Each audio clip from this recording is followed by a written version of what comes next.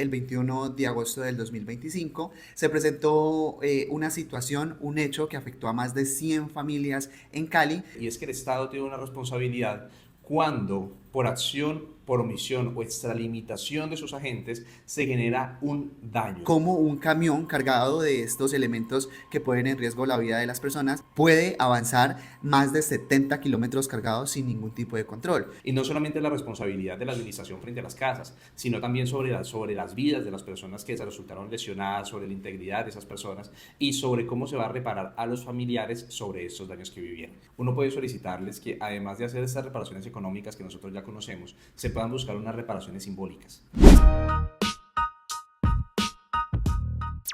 Hola, hola, bienvenidos a un nuevo podcast de A lo Legal, el podcast de G Legal, donde ponemos la ley más cerca de ti. Yo soy Milton Medina y desde ya los invito a que nos sigan en todas nuestras redes sociales. Nos encuentran como G Legal Co, Instagram, TikTok, por ahí estamos subiendo siempre contenido informativo, contenido que estamos seguros que para ustedes va a ser muy útil. Hoy en este espacio nos acompaña el doctor Sebastián Angulo, nuestro abogado, nuestro coordinador jurídico de la firma. Sebastián, muchísimas gracias por sacarnos un espacio de tu agenda tan apretada y acompañarnos aquí en el podcast A lo Legal.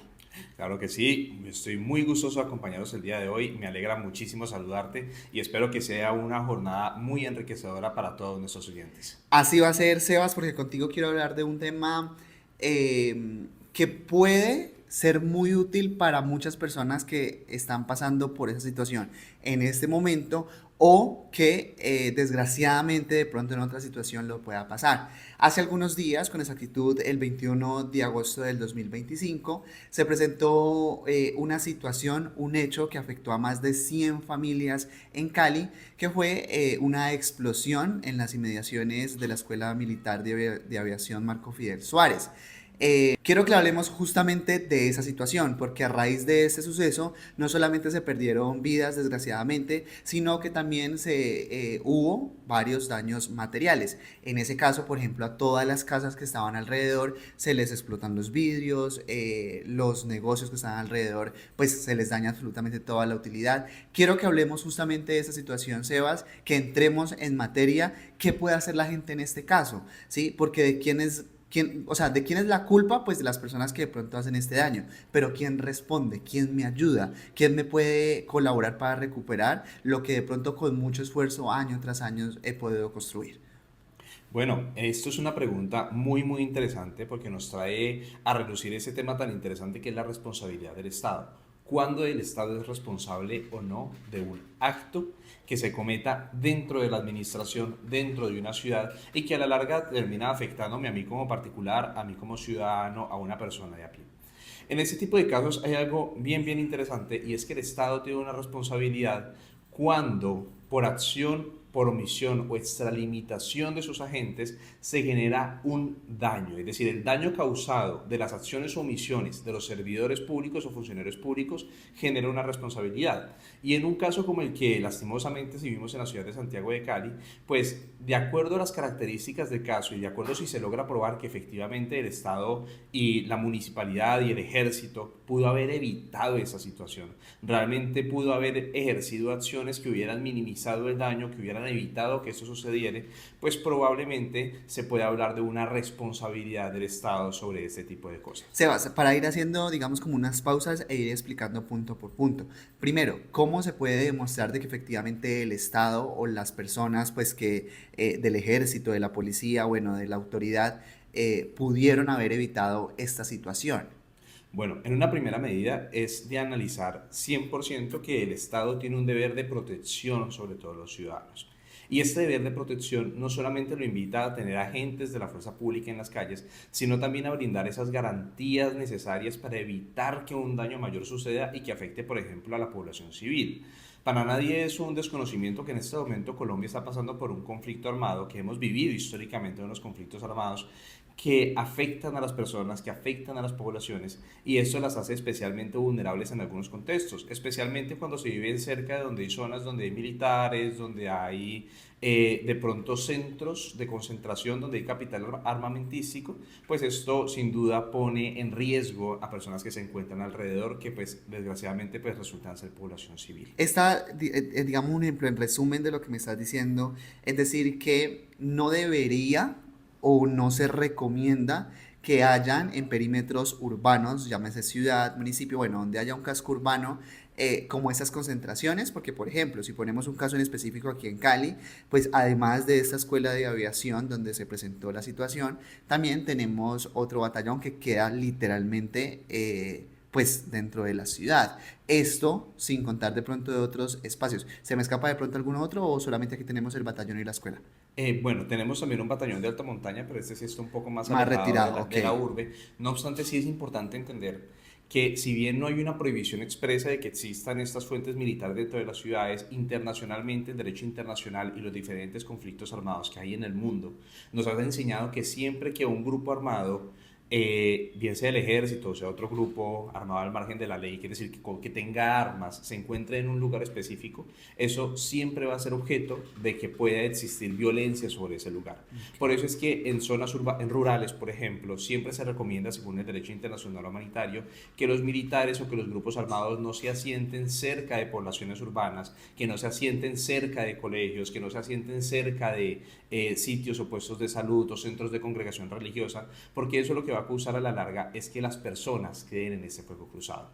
Y ahí es bien importante analizar esas características, porque si estamos en medio de un conflicto armado y alguien va a hacer un atentado contra un puesto armado, pues las personas que viven dentro de la ciudad y quieren cerca de ese perímetro, pues muy posiblemente van a estar lesionadas alrededor de todas estas dinámicas del conflicto. Que fue básicamente lo que sucedió en este caso, porque pues una de las primeras hipótesis que se tienen o que se tuvieron en ese momento es que esta explosión, este atentado, entre comillas, se presentó porque justamente desde la escuela de aviación salían unas naves que eran las que estaban combatiendo algunos hechos pues que no fueron muy bien recibidos por las personas que presuntamente pusieron este camión hacia Corintio, porque este camión venía de Corinto.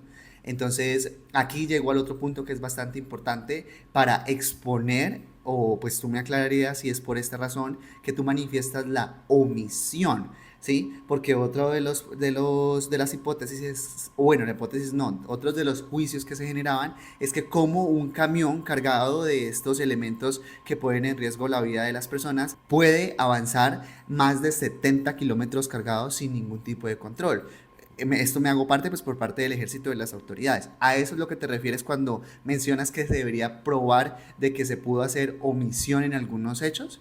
Exactamente, ahí y ese es el punto tangencial de que existe o no existe responsabilidad del Estado.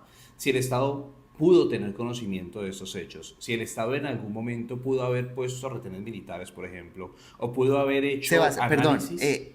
esos retenes militares, haciendo un paréntesis, los retenes militares tienen como una organización. ¿A qué me refiero? Por decirlo de alguna manera, de acuerdo a algún estatuto, bueno, ya tú me aclararás, se refiere a que, no sé, en las vías intermunicipales sí o sí deben haber constantemente 3 retenes, supongamos. ¿Eso lo establece la ley o eso cómo se organiza?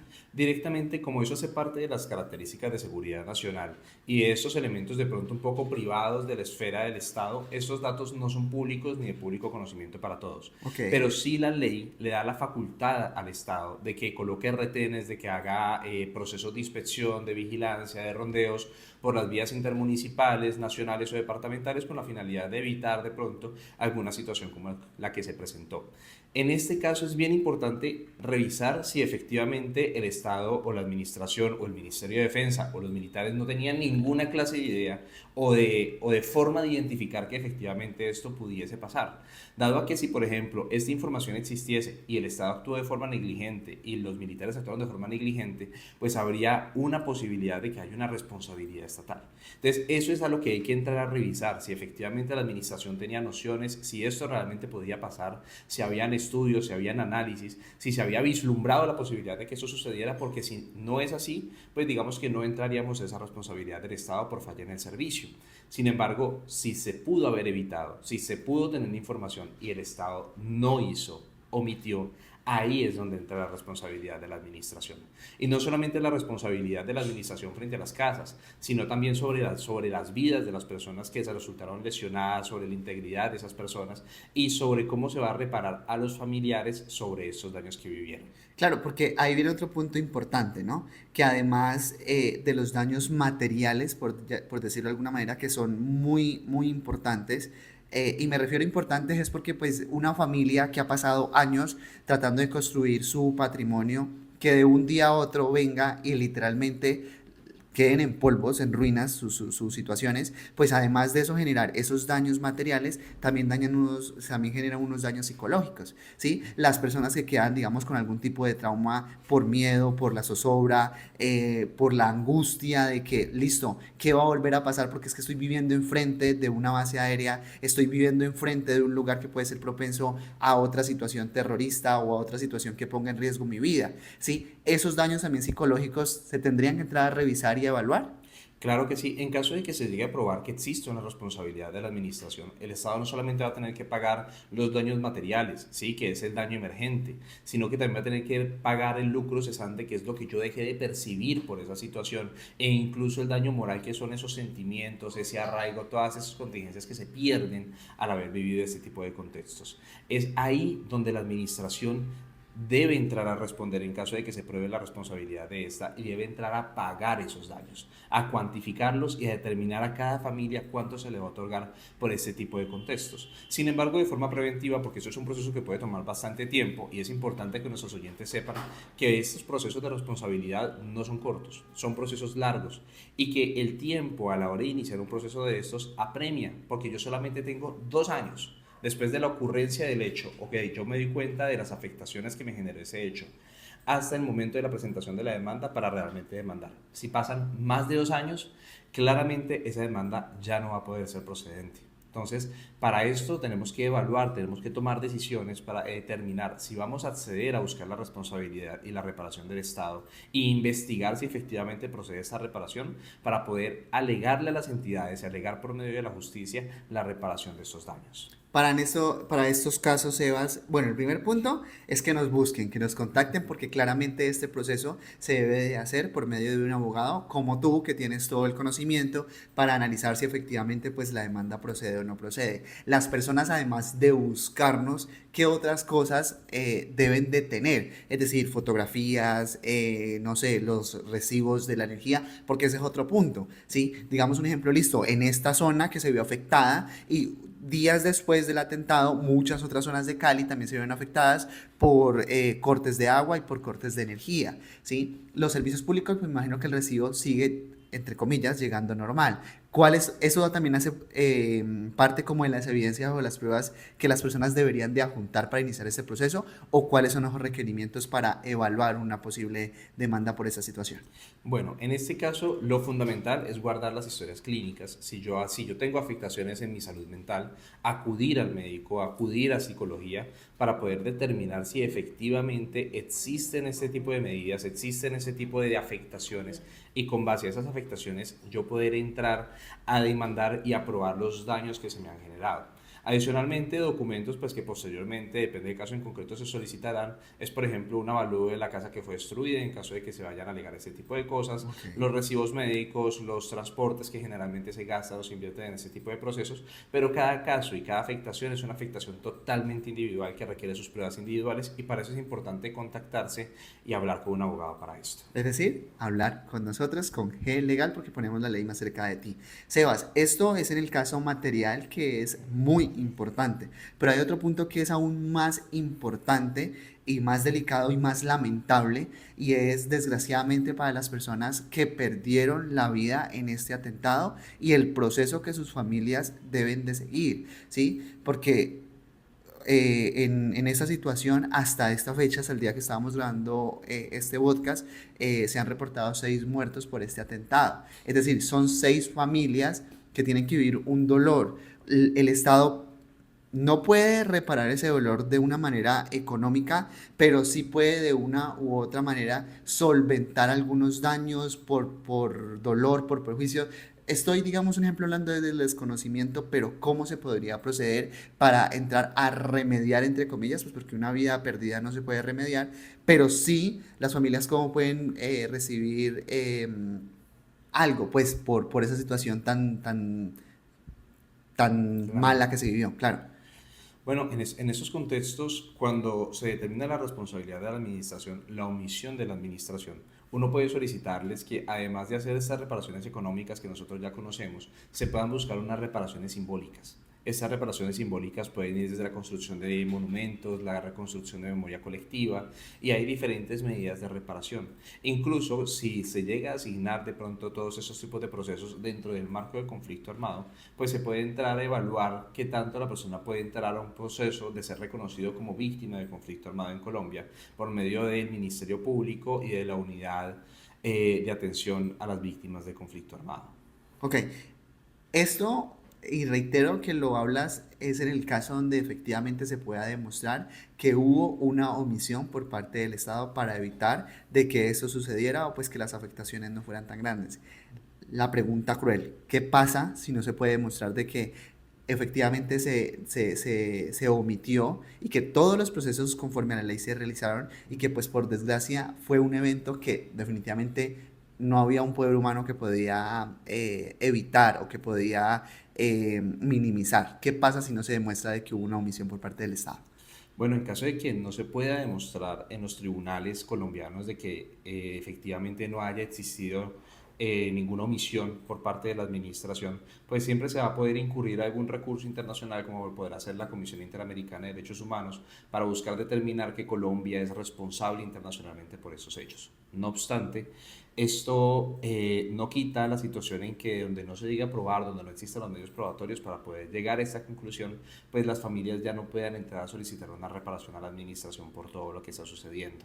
Más allá de los procesos administrativos de gestión del riesgo, de pronto de reparación que se puedan generar de forma administrativa, si no se logra probar judicialmente todo esto, si no se logra probar la omisión y si no se logran probar los daños, las familias pues no van a poder acceder a un proceso de reparación por medio del Estado.